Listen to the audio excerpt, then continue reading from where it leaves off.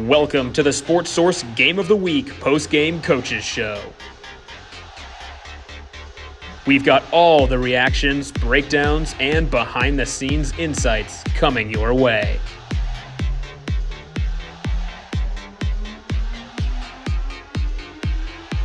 Sportsource starts now.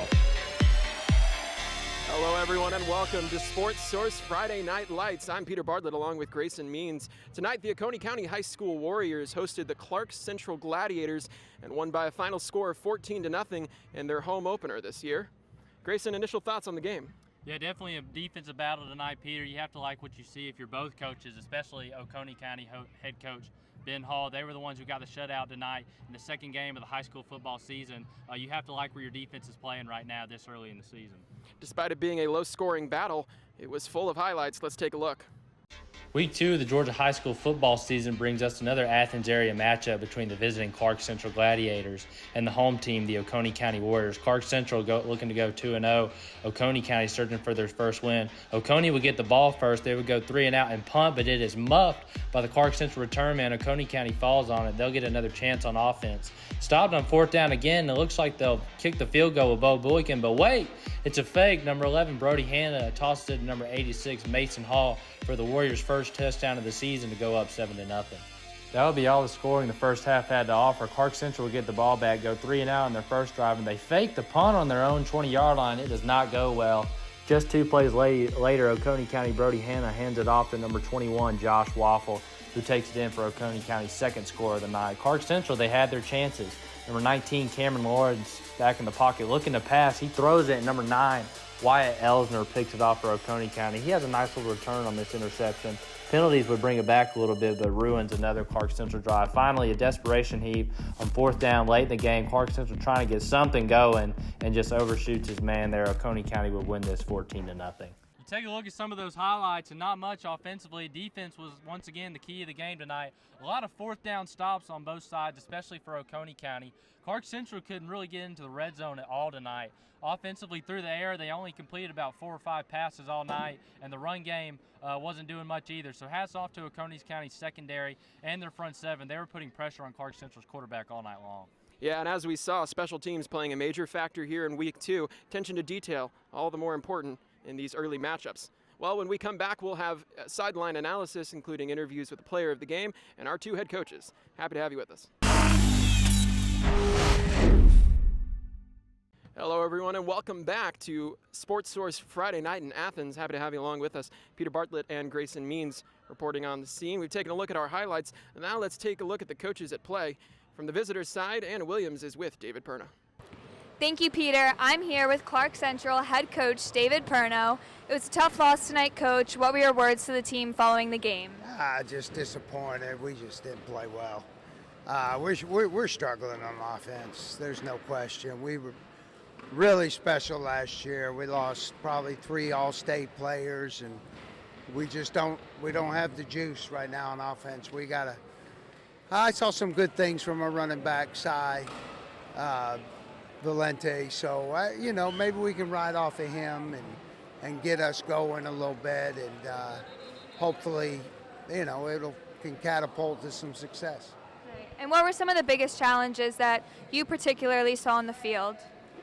Well, I just think we just weren't there.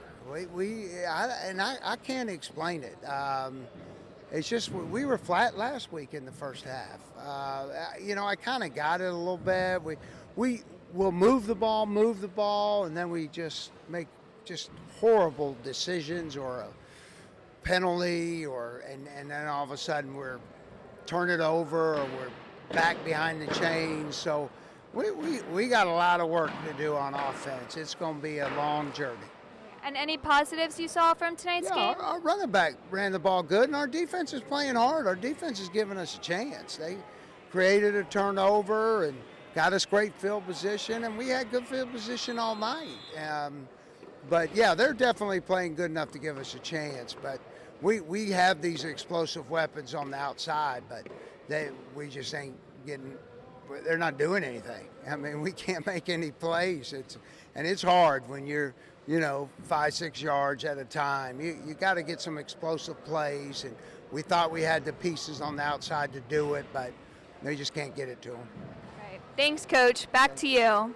Thank you so much, Anna. Well, we've heard from our visiting coach. Now let's hear from our player of the game, who tonight is Brody Hanna, and with him, Lily Sincola.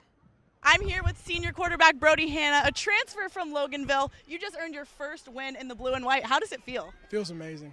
I've been waiting for it for so long. It feels great. I'm sure. And so this is, obviously your first season in the blue and white. And how would you describe your chemistry with your new teammates? Oh, it's awesome. I came in, guys welcomed me immediately. I've got some of the best friends I could ask for. I'm going to talk to these guys for the rest of my life. It's great. It's a great place. That's amazing. And so I know it's really early in the season. It's hard to tell now, but what do you think you can take away from this win?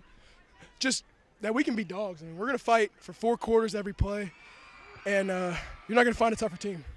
I agree. I love that. And so what would you say is your main goal for the rest of this season? Just come out, be tougher than every team we play. Well, thank you so much, and back to you in the studio. Yeah, you take a look at some of Brody Hanna's comments there tonight. He kept it short and sweet, and not much reason not to. 14-0, his defense really carried him tonight. Only 1 touchdown from him, and that was by way of fake field goal. So he talked a little bit about how he transferred from Loganville High School. This is his first season with Oconee County. Won the starting job, and tonight was able to lead his team to their first win of the season, Peter. Yeah, the Warriors will be depending on their senior transfer to develop more as the season goes on. Well, we're going to step away for a moment, but when we come back, we'll have the man of the hour, head coach for the Oconee County High School Warriors. Thank you all for joining us. Welcome back, everyone, to Sportsource Friday Night in Athens. I'm Peter Bartlett, and I'm here with the man of the hour, Coach Hall. Thank you so much for joining us, and congratulations on your first win of the season. Thank you.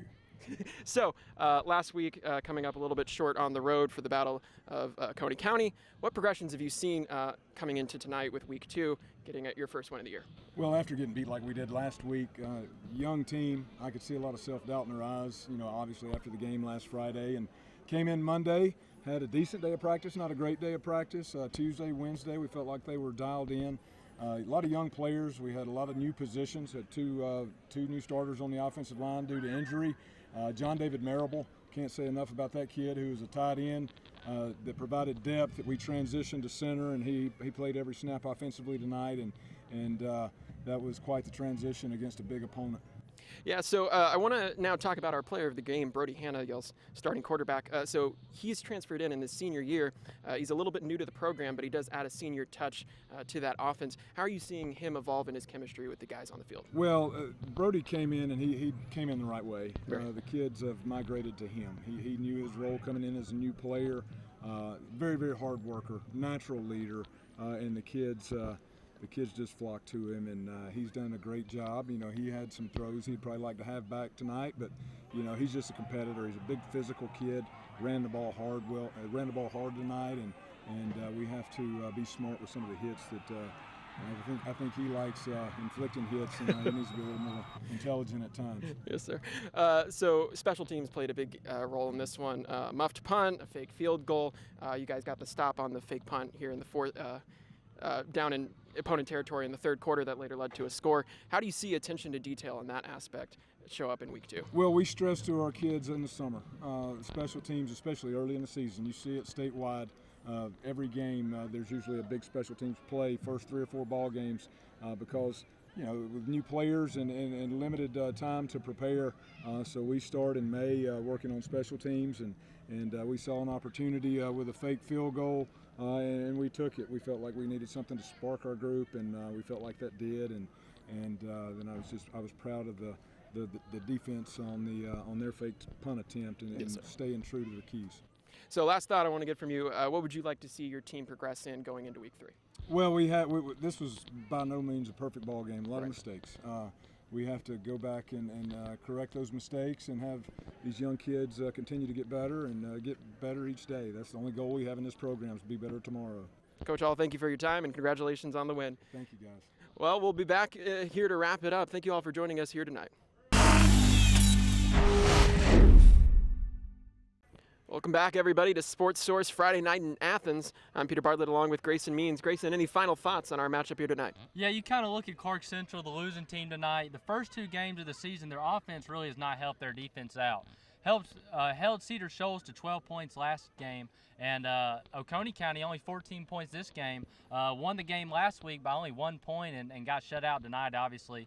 So if you're Coach David Perno, the offense has got to get better and help your defense out because they're putting together pretty solid games, but the offense just isn't helping. Like I said, only 1 or 2 red zone trips all night for Clarke Central tonight. And then if you're Oconee County, you have to like how you rebounded tonight versus a very tough North Oconee team, obviously defending state champions. It's easy to get discouraged by how bad of a loss that was last week. But Coach Ben Hall, like we talked to him, he said the team bounced back well, and it was very obvious tonight, especially defensively. Going from 41 points to 0 points is quite the feat. And people forget, Oconee County was ranked top 10 in 3A before last week's drubbing. So they're still a very solid team. Just a lot of talent in this Athens area for high school football. But you look ahead to next week for both teams. Clarke Central, the gauntlet continues for them. They'll be taking on state runner-up Jefferson out of 4A before the following week facing North Oconee, who Oconee County lost pretty badly too. So if you're Clarke Central, the road doesn't get any easier before